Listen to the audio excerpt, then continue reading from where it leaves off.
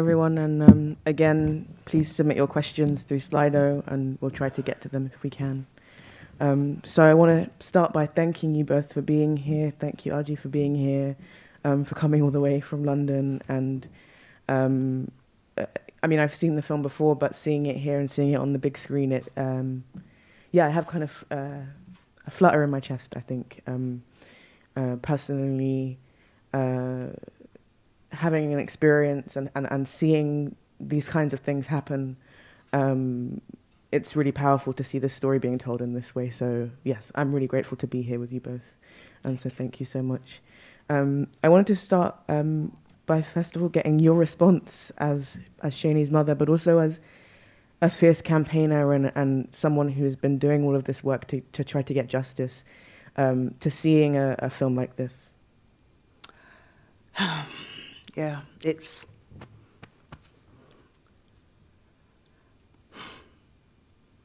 Yeah. I want to really thank, all the people. I want to thank my family who have helped. And the many, many people who have really reached out to us over the years and helped us fight for justice. It's taken an awful long time, and nobody should have to go through that, nobody. But we have, and we've got there, and we've got to the other side. But the thing that really hurts is there's no accountability. There is no real justice. You don't get that. But, you've got to keep going. You've got to try. Yeah, so mixed feelings. It looks so much better on the big screen. Yes. Yeah. It really does make a difference. Yeah, it does. I'm so glad we got to share it in this way. I think, what you say about accountability and also about, I think what's amazing about this film and about also what you've been doing with the campaigning is saying that, it's one thing to have accountability for the people who were there, and it's also another thing to make sure that it doesn't happen again. Yeah. And I think that Shani's Law, that campaign is so important for that reason. And I wondered if you could just talk a little bit about Shani's Law. Yes. Shani's Law is being implemented as we speak. The guidance for it is coming out. The Department of Health is working on the guidance, consulting widely. And so we hope by the end of this year it will be implemented in all mental health units.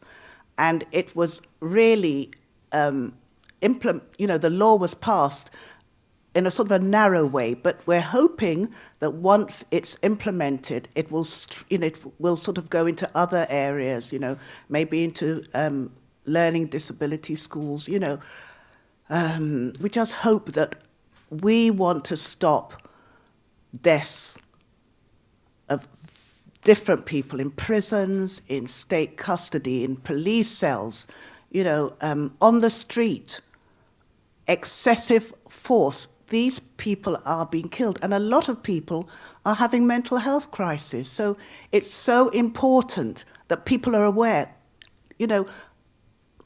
Unfortunately, George Floyd's death impacted the world, and it impacted us here. But people do not realize that this has been going on in England for years, for donkey's years. There are thousands, as you will see, thousands of families who are affected, and nobody knows. Everybody's saying George Floyd. Yeah, I mean, that was awful. That was terrible, because you actually saw him die. But Shani and all the other people were saying, I can't breathe. And they were killed. So it's got to stop. There has to be some sort of accountability. There has to be some sort of ownership that this is happening. And I would say that I work a lot with hospital trusts, and they are trying to make the right moves. But I don't see much move from the police. And that is a worry. That is a concern.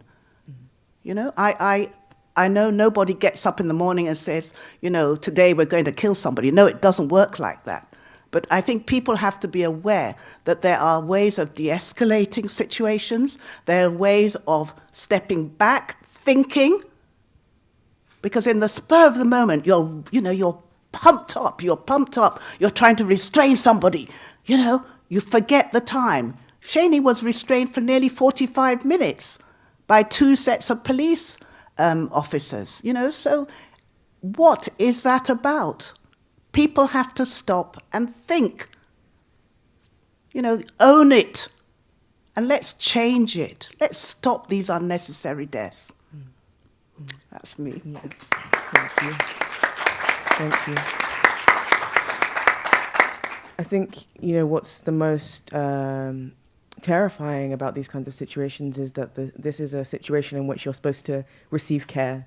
And I think, with Shani's law, what I hope, I know that what I hope happens is that there are situations where instead of it being a police matter and the police who are not trained to deal with these kinds of situations, that there are other people who are there to care for people who are having mental health crises. Absolutely.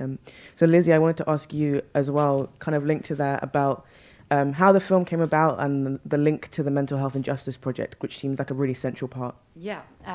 So Daisy, who's the director, was approached by Lucy, who's here, who works with Bethlehem Gallery, and Aji, after they'd seen the graffiti on the artwork, and they wanted to make a film that could sort of tie the different themes that came from seeing that piece of graffiti on the artwork. And I think, similar to when Aji first saw it, when Daisy forwarded that email to me and saw the pictures of Mark's artwork with those red letters on, it was just such a powerful image. And then when you find out more about the fact that artwork had come from a project about mental health and justice, and then that someone had put this layer of the graffiti on top, it just felt almost surreal, as you called it, to see that.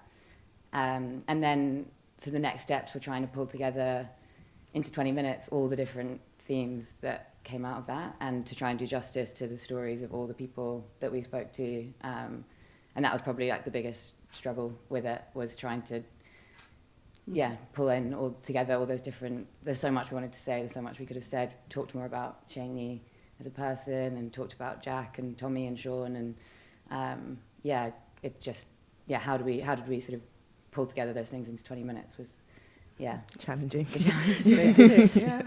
Well, absolutely. I think, there are so many of these stories, and there's no way that we'd be able to tell all of them. There's one thing that really sticks out to us. We kept the stat in the film from Inquest about how many people died. I was updating those titles, and every time we made an edit, we had to go and check back on Inquest website, and every time we had to up it by 1 or 2 people. Yeah, absolutely. Up until the final time that we exported the final film, we had to go back on Inquest website, and again it was adding another number to that, which was a very sort of sobering reminder of it through the process of the film.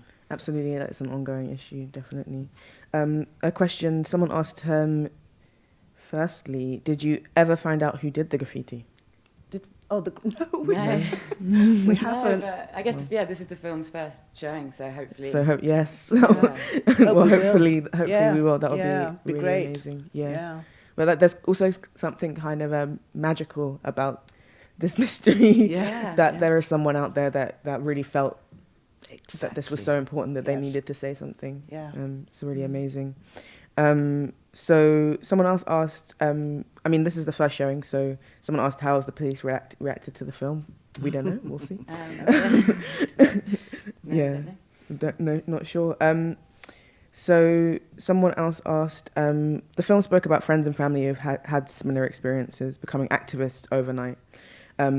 How does that feel, having to manage all of that amongst grieving a loved one? Yeah, it's traumatic. Let me tell you, it's traumatic. If you put yourself in the situation that we and other families are, it affects a family, it breaks some families up, it impacts your health. I fell, had a small fall, and it impacted my spine. They wanted to operate, and I wouldn't let them, but the doctor said, your body's traumatized, and it does. It traumatizes the whole family. I came with my eldest daughter, my grandson. I've got another daughter and grandson. It affects us, and it stays with us. Every time my grandsons go out, I pray.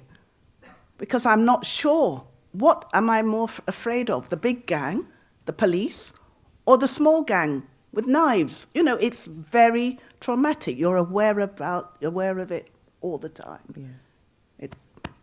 Absolutely. So another question. Is there an associated education program for professionals working on the front line in health and justice? You mentioned that you were working with trusts. Yes, we are.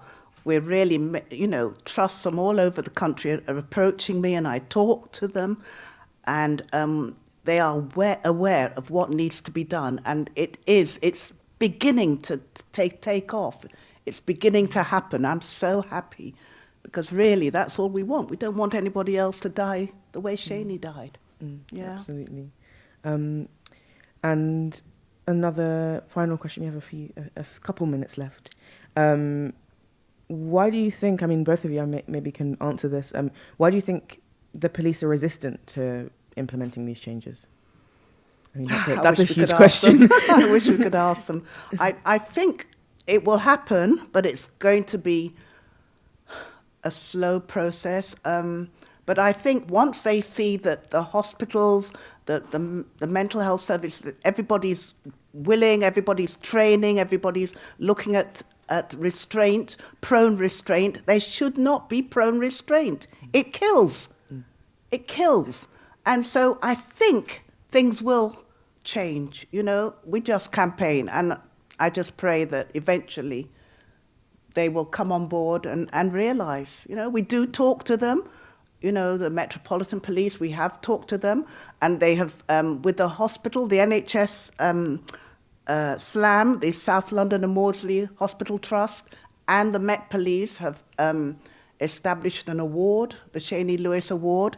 Unfortunately, coronavirus, stopped the second award, but we're going to do one in October. And we see, collaborative working with the police and the NHS service all over the country. People can submit their projects and we choose one. So we've had one award, but we're carrying on. It's little steps. And that's how I deal with it anyway. Yes, absolutely. It's a long-term struggle. A few questions about what's happening with the film after this. Will it be on TV? People are asking, will it be on Netflix? I hope so. Come on. Yes, let's get it on. Hopefully there's someone out there. Let's get it on. Get in touch. Worldwide. I think it's not just because it's Seni, but because it brings light to things that are happening in England. You get celebrities saying, "Oh, George Floyd." No, it's happening here. Absolutely. Pay attention to what's happening here.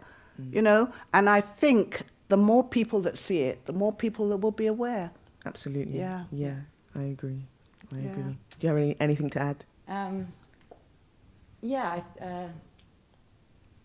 last thing to add, which is just, thank you to Adji, and just one moment I'd like to call out from the film that is that group discussion with the women who've lost loved ones, Adji, Marcia, Anna and Donna.